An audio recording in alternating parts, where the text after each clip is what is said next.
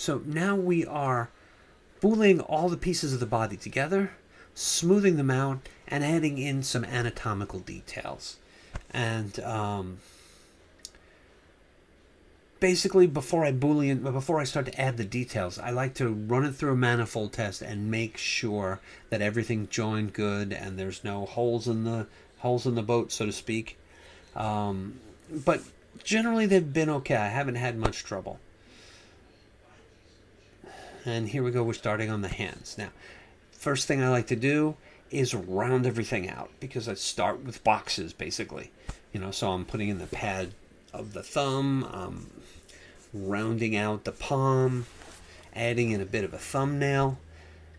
And here you see I could start on the first finger, right? And these all started out as a rectangle with 3 joints in it that I can, basically use as finger joints and bend any way I need.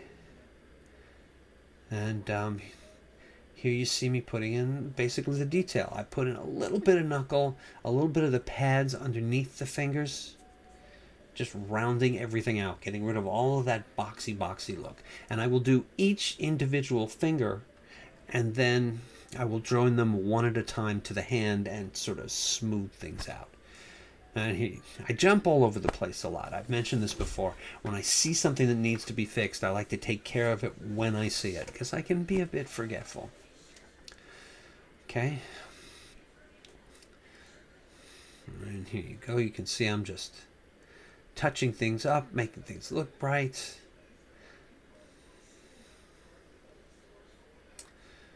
A little more finger detail.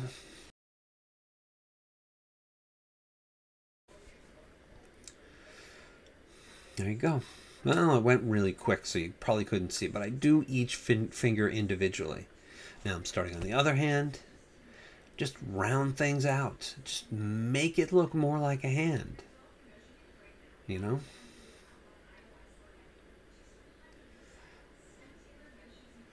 I could have added a little more squish to this finger because she's leaning on this hand, right? I could have flattened out the bottom of it a tad more, but came out good the way it is. So I'm happy. Just putting a little bit of that pad underneath the finger, especially when the fingers bend. It tends to puff up a little bit on the underside in the middle. And a lot of this won't even be picked up, right? I like to do it anyway because it's good practice. The more times you do things, the better you get at it. And I just like to burn it into my memory. Now you can see me adding each finger individually here a little better. Right, and then I just smooth it up and add a bit of a knuckle. I try not to go too far with the knuckles and the joints because it tends to make her look a little bony. Not really very feminine, whatever that means nowadays. And I always have this trouble where like 2 chunks of flesh meat. There's that the way they press together. It's hard for me to get in digital sculpting like that. You can't really just press 2 meshes together and get that same kind of feel. So you got to get in there and you got to sculpt it. And when I use the crease brush, it pulls in from the sides in a weird way that makes it hard to get that look. But I keep working on it, trying to figure it out. Eventually I'll get what I like. Luckily, a lot of this stuff is not seen. This is underneath her thigh. Can't even really see it in there. But I like to do stuff anyway. As I said, I just like to keep working on it. Keep working on it.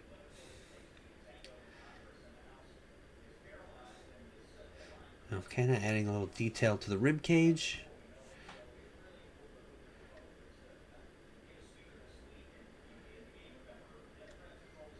Just rounding things out nicely.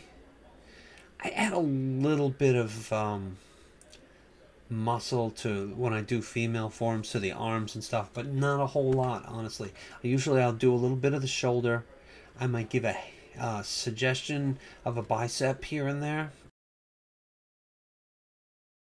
but no, I don't do too muscly stuff.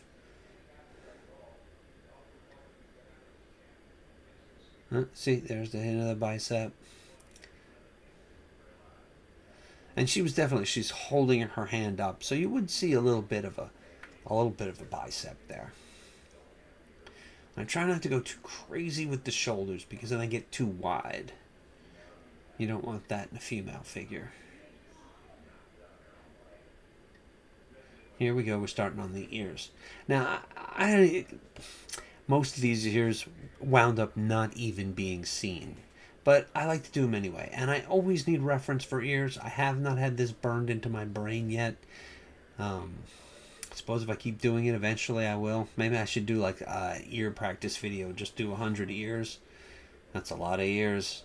And ears, well, they aren't exciting to me. So it's hard to keep my interest in ears. But I like to get that detail in, so I power through it. Right? Not everything can be exciting, and details are important. It helps, lend realism to the figure, and that's basically what I'm going for. I like to go for realism. And there's reference all over the internet for this. Literally, if you go to Google Images and you put in female ear, you will get tons of pictures of them. Google is the greatest resource for artists ever. When I was going to art school back in the distant day, when dinosaurs roamed the earth, you had to find magazines and clip out pictures and save reference files. And I don't even save the images anymore unless it's something I really had to dig deep for. Because basically you just go to Google Images and you put in female hand, male knee, whatever you need, and it pretty much comes up. So there's really almost no need to save it on your hard drive. I mean, unless you're paranoid about losing internet connection. Then you might want to save it. But I really haven't felt the need to. Okay, we're coming to the end of this one. So please like, subscribe, and hey, leave me a comment if you have a question on anything. I will be more than happy to do my best to answer the question. I don't always notice it right away, so keep paying attention. But as soon as I see the notification, I will definitely answer your question. I am happy to. I'm also on Twitter. You can give me a poke there. And I have a Reddit, a subreddit. I had a chunk of videos there every once in a while, but I don't go in there very often. Okay. So I will see you in the next video.